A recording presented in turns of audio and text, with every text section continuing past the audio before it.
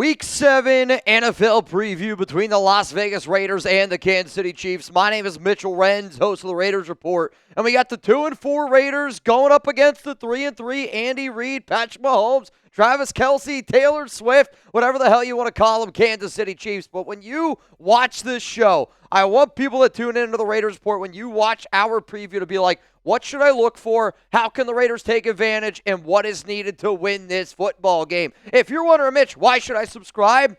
You should subscribe to the Raiders Report because we're going to be the #1 watch party for every single game day. We had over 100,000 people join us last week, and what's going to be really cool about this week, not only are you going to have a chance to win a signed Raiders jersey that could be a Max Crosby, a Tim Brown, a Jack Tatum, a Bo Jackson legendary jersey, you could also get, though, over $1,000. Also, Mount Raidermore legend Wild 114 is going to be here in the studio. So if that doesn't make you hit that sub button, then check your flipping pulse. So coming up here on the program, I'm going to run through the offense. I'm going to run through the defense, and I'm just going to take that deeper dive. If you love fantasy football, this should be a video that you try to watch every single week, especially if you got Raiders or Chiefs players. Let's go to the quarterback position here for the Silver and Black, and Geno needs to take care of the football in the best way that he's done it all year. He's got one game. 5 out of 6 games he's turned the ball over,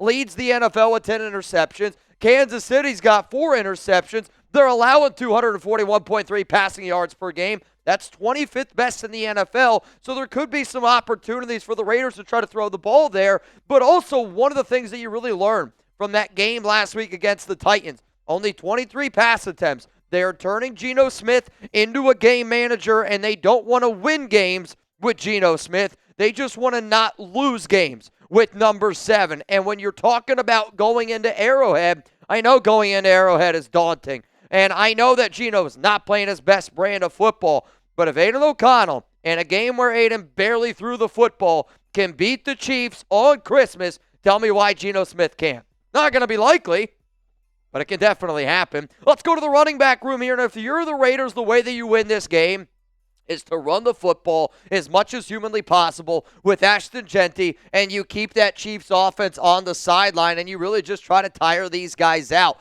Career high 25 touches last week for number 2. The Raiders offense, you can really tell, is really starting to revolve around Jeanty and just bringing that physicality, and that's what this team is always trying to do. The Kansas City Chiefs are allowing the 14th most rushing yards per game at 118.7. And when you talk about the first 3 games and you compare it to the last 3 games, you could also say it's the Michael Myers stance, because the first 3 games, Jeanty did not do the stance. The last 3 games, Jeanty has done the stance. And Pete Carroll wants the ball to be in his hands more. And I think if you are on the road, you can't put the ball in number 2's hands quite enough. Let's go to the wide receiver position, and there's a lot of eyes right now on Jakobi Meyers. There's a lot of trade rumors, and I do kind of want the Raiders, Jakobi, Geno, to get back on the same track. 3 straight games under 40 receiving yards, which has really impacted our ability to stretch the ball down the field. I'm not saying Jakobi's a field stretcher, but when Jakobi gets the ball in his hands, it does open it up for a lot of other people. Also now, Jack Besh,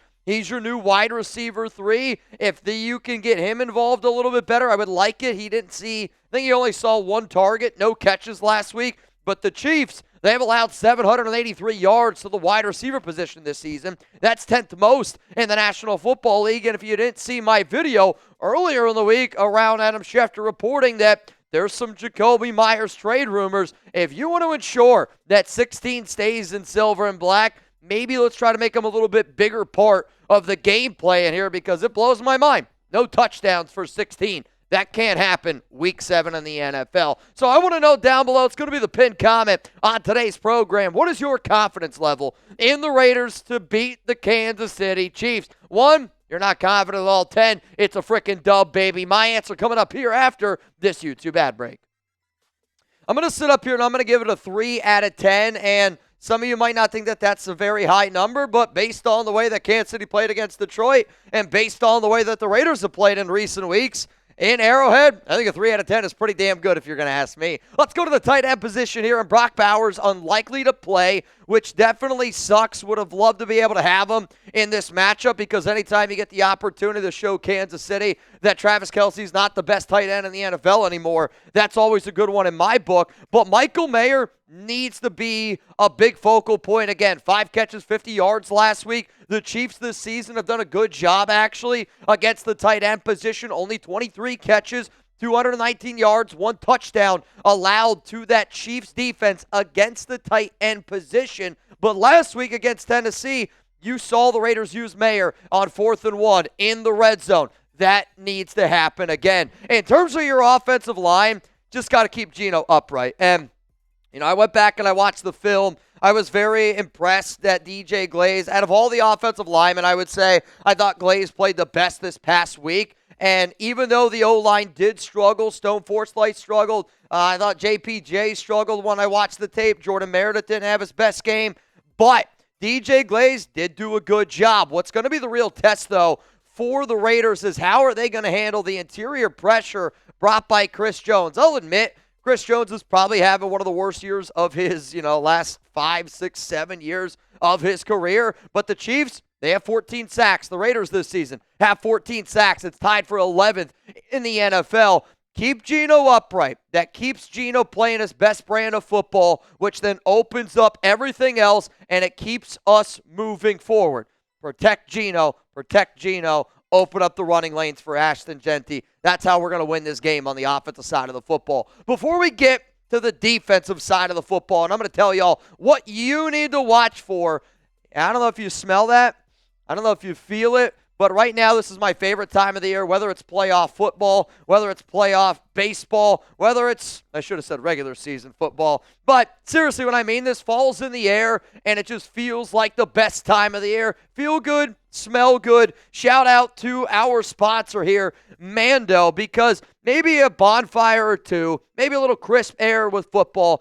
But if you're like most guys, you're still putting in the hard work, and yeah, that means sweat. Don't let body odor sideline you. Mando's deodorant plus sweat control is for real working men. Formulated to stop odor before it starts and doesn't mask odor with overwhelming fragrance so you can tackle anything from the job site to tailgate with confidence. Don't mask it, Mando it. As a special offer for our listeners, new customers get 20% off site-wide with our exclusive code. Use code CHAT at shopmando.com for 20% off site-wide plus free shipping. I love Mando because I sweat all the time. Clinical strength sweat control. One swipe and you're good to go. This isn't your typical deodorant. It's clinical strength. 2 times better at controlling sweat than the standard. It controls both sweat and odor for 72 hours and just 12 hours, underarm sweat was reduced by 92%. Let me tell you this right now. This stuff works. Mando Starter Pack is perfect for new customers. It comes with a solid stick deodorant, cream tube deodorant, and 2 free products of your choice.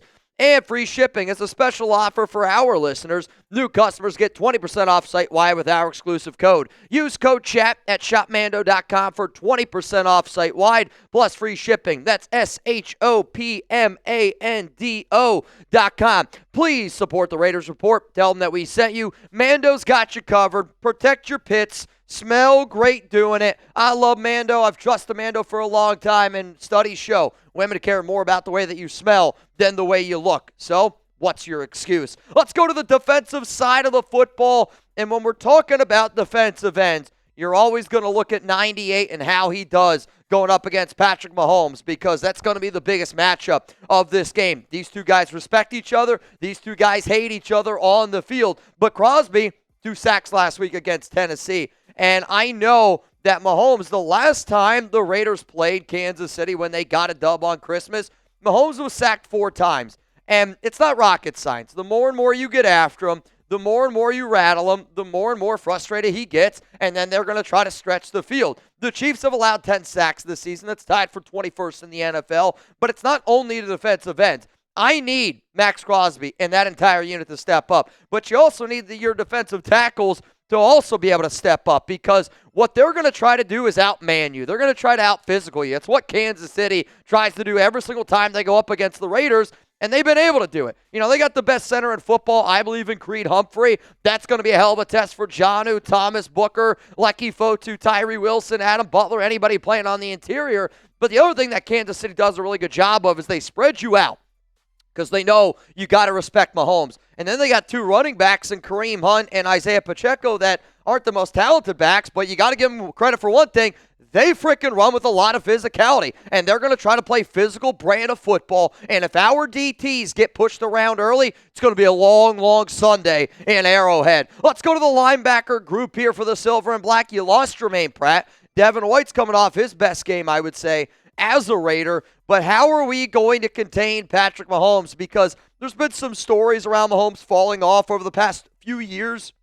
If you look statistically, he has fallen off. This year, he's played some of the best football that he's played, and it's because he is doing what he is doing with his legs. And there's a lot of, question marks around that wide receiver room. A lot of question marks, honestly, around Travis Kelce falling off a little bit. But Mahomes has got 4 rushing touchdowns. That's tied for a career high already. And 17 first downs. Right now, he is on pace to have his best rushing season of his entire career. And if I'm the Silver and Black, I got to make sure that 2 things do not happen. That Mahomes does not extend drives with his legs. I guess I should say 3 things.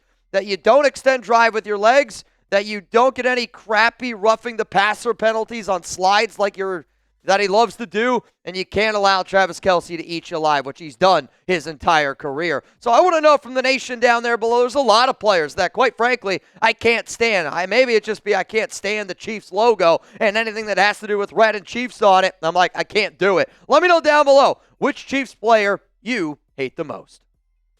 The Chiefs player that grinds my gears the most, it's Travis Kelce, and it's Travis Kelce over Patrick Mahomes. Because the one player that my wife talks about due to the off-the-field Taylor Swift connections, it's Travis Kelce. So for that reason, I'm going to type 87 down below. Let's go to the cornerback room now. And Eric Stokes, I don't know if they're going to put him on, Rashee Rice. If it was up to me, I would figure out a way to do it. And I would kind of mirror the game plan you had up against the New England Patriots where it was Stokes on Stephon Diggs. Let's take him out of the game. Let's make other players beat us.